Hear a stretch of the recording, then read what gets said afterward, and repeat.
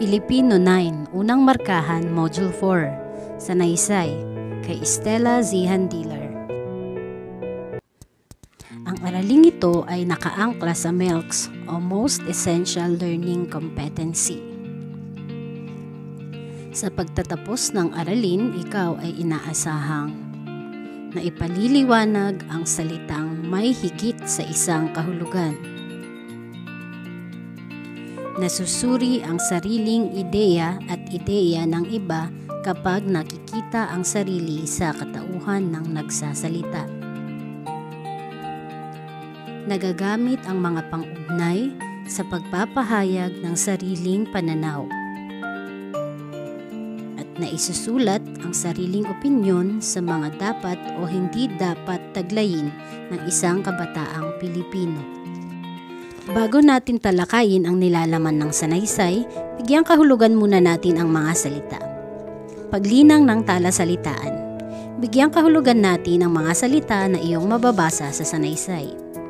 Babaeng moderno, ibig sabihin ay makabago. Regent, nangangahulugang prinsipe. Ikahon, walang kalayaan. Bridegroom, lalaking mapapangasawa. At emansipasyon, nangangahulugang pang-aapi. Narito ang buod ng sanaysay. Hapara, Mayo 25, 1899, kung saan at kailan sinulat ang liham. Ang kay Stella Zihan Diller ay pinapakita at inihahatid ang sitwasyon ng isang prinsesang Javanese, ang kawalan nila ng kalayaan. Ibig niyang makakilala ng isang babaeng moderno na malaya. Sinasalubong niya ang bagong panahon. Totoong sa puso't isip niya ay hindi siya nabibilang sa daigdig ng mga Indian, kundi sa piling ng mga puting kapatid na babae na tumatanaw sa malayong kanluran. Gustong-gusto niyang labanan ang lumang tradisyong meron sila upang magkaroon ng kalayaan. Subalit sila'y nakatali sa kanilang mga lumang tradisyon na hindi dapat suwayin. Sila ay umaasa na balang araw makamit nila ang kalayaang kanilang ninanais dahil hindi sila makagawa ng mga bagay na gusto sana nilang gawin.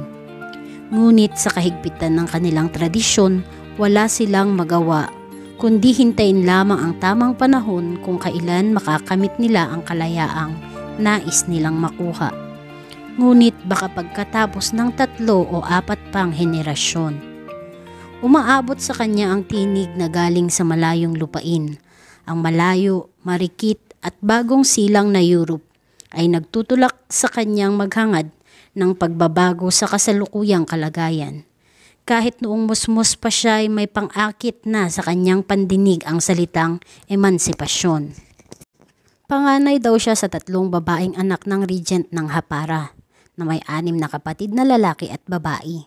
Ang lolo niya ay si Pangeran Aryo Chondronegoro ng Demak, ay isang kilalang leader ng kilusang progresibo noong kapanahunan niya. Siya rin ang kauna-unahang regent ng gitnang Java na nagbukas ng pinto para sa mga panauhin mula sa ibayong dagat, ang sibilisasyong kanluran. Karamihan sa mga pinsan niyang lalaki ay nag-aaral sa Hooger Burger School, ang pinakamataas na institusyon ng karunungang matatagpuan dito sa India. Ang bunso sa 3 nakakatandang kapatid niyang lalaki, 3 taon na ngayong nag-aaral sa Netherlands at naglilingkod din naman doon bilang sundalo ang 2 pa. Samantalang ang mga babae ay hindi nakapag-aral dahil sa lumang tradisyon at kombensyon. Noong 12 taong gulang siya ay itinali siya sa bahay. Ikinulong siya at pinagbawalang makipag-ugnay sa mundo. Ipinagkasundo siya sa isang lalaki na hindi niya kilala, ang mapapangasawang estranghero. 4 na taon siyang ikinulong sa kanilang bahay. Nilipas niya ang oras sa pamamagitan ng pagbasa ng mga librong Dutch at pakikipagsulatan sa mga kaibigang Dutch. Ang diwa ng panahon. Ito ang itinuturing niyang kaibigan, nakapagpapabago ng mga lumang tradisyon. Sa sumunod na taon, noong pamunuan ng bata pang prinsesa, bilang Reyna Wilhelmina ng Netherlands, ay pinalaya na sila ng kanilang magulang. Mabilis lumipas ang panahon at nang maging 16 na taong gulang na siya, ay hindi inaasahang siya'y makalaya. Sa huli, nakalaya nga siya, pero parang hindi siya makontento dahil ibig niyang maging malaya upang makatayo sa kanyang sarili, makapag-aral at hindi para pag-asawahin lamang ng sapilitan. Ngunit dapat silang mag-asawa dahil ang hindi pag-aasawa ang pinakamalaking kasalanan na maaaring magawa ng isang Muslim na babae. Ating suriin ang nilalaman ng sanaysay. Kinilala si Raden Adjeng-Kartini, 1879 to 1904, na nagpasimula ng pagkilos para sa kalayaan ng mga kababaihan ng Java, isang isla na nooy nasa pamamahala ng Holland bilang bahagi ng Dutch East Indies, ngayon ay Indonesia. Dahil nagmula sa isang iginagalang na pamilya, bagay na hindi naman niya ipinagmamalaki sa ibang tao, si Kartini ay nagkaroon ng pagkakataong makapag-aral sa isang paaralang kolonyal ng Dutch. Subalit, sa pilitan ding pinahinto dahil sa batas ng Islam. Sa gulang na 24, kahit laban siya sa polygamy ay napangasawa niya ang isang regent ng Rembang na mayroon ng mga asawa. Madalas na nagpapadala siya ng sulat sa mga kaibigan sa Europa, gaya ni Stella Zihan-Dilar, isang radikal na feminista. At ipinararating niya sa kanila ang dinaranas na kapihan ng mga kababaihan sa Java, ang pag-iral ng polygamy at panunupil ng mga Dutch sa karapatan ng mga Indones. Bagamat nagkaroon ng asawa at nasira ang balak niyang pag-aaral sa Holland, patuloy pa rin niyang isinulong ang karapatan ng kababaihan. Sa tulong ng kanyang asawa, nakapagpatayo siya ng paaralan para sa mga anak na babae ng mga opisyal ng Java. Tinuruan niya ang kababaihang gumawa ng mga bagay na pagkakakitaan. Pinalaganap ang estilong kanluranin sa pagtuturo at nagbigay ng instruksyong moral. Nalimbag sa panahong iyon ang kanyang pahayagang Teach the Javanese. Subalit ang kanyang pagpupursiging magkaroon ng tamang edukasyon ang mga babaeng Javanese ay hindi nagtagal. Noong Setyembre 17, 1904, sa gulang na 25, siya ay namatay dahil sa pagluluwal ng anak na lalaki. Makaraan ng ilang dekada, nangako ang pamahalaang Indonesia na bibigyan ng pantay na karapatan ang bawat mamamayan.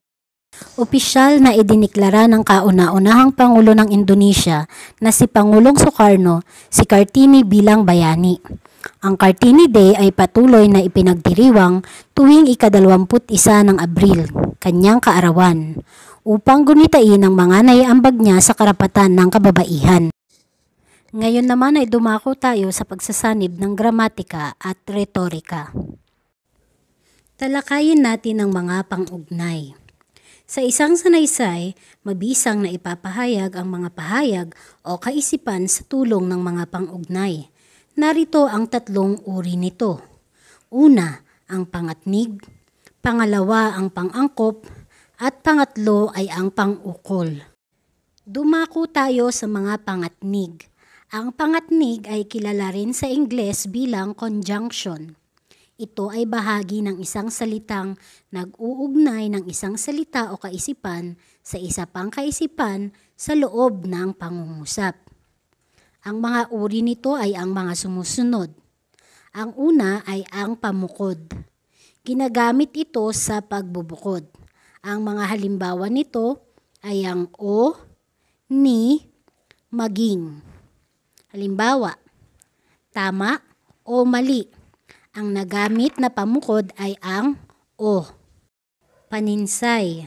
Ginagamit kapag sinasalungat ng unang bahagi ang ikalawang bahagi sa pangungusap.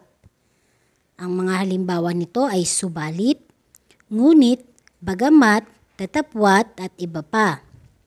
Halimbawa, gusto kong sumama, ngunit wala akong pera. Ang nagamit na pangatnig dito ay ang ngunit. Sinasalungat ng una ang ikalawang bahagi ng pangungusap. Panubali, nagsasaad ng pag-aalinlangan. Kung, kapag. Halimbawa, sasama ako kung sasama ka rin. Makikitang nagsasaad ito ng pag-aalinlangan dahil hindi siya sigurado. Ang ikalawang uri ng pang-ugnay ay ang pang-angkop o ligature.